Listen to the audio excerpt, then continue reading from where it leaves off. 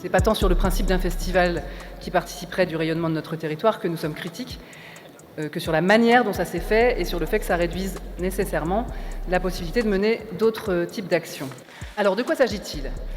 Qu'est-ce que c'est que ce festival de Toulouse ? Le Jardin Raymond VI accueillera 19 concerts et événements entre le 8 et le 24 juillet et une grande soirée à la Prairie des Filtres le 16 juillet accueillera Julien Clerc et l'Orchestre national du Capitole. Le fait que ce festival soit musical, qu'il se déroule dans le Jardin Raymond VI, fait furieusement penser au Festival Toulouse d'été qui existait depuis 2004, qui était plébiscité par les publics, mais en tout cas qui a été supprimé dans le contexte de la crise Covid. Oui, mais voilà. En fait, c'est qu'une impression parce que parmi les fondamentaux de Toulouse d'été, il y avait le souhait de donner la part belle à la découverte de jeunes talents, à la promotion des artistes métropolitains et régionaux pour donner à voir la vitalité culturelle du territoire, la construction d'une programmation en concertation avec les acteurs culturels locaux, les associations notamment, les écoles de musique. Et il y avait le fait de viser un large public, notamment ceux qui ne partent pas en vacances. Il y avait donc une dimension animation de la vie locale et une vocation sociale assumée à ce festival.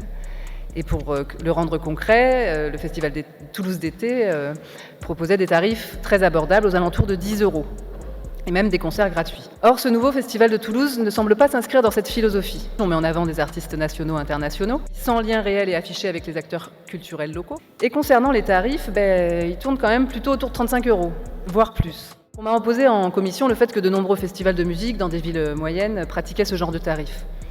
Alors on est allé voir le Festival de Radio France à Montpellier ou la Folle Journée de Nantes, et il apparaît que les tarifs toulousains sont bien plus élevés. Bref, le Festival de Toulouse, c'est le Festival Toulouse d'été, mais en plus cher, et sans le souci de soutenir les artistes locaux.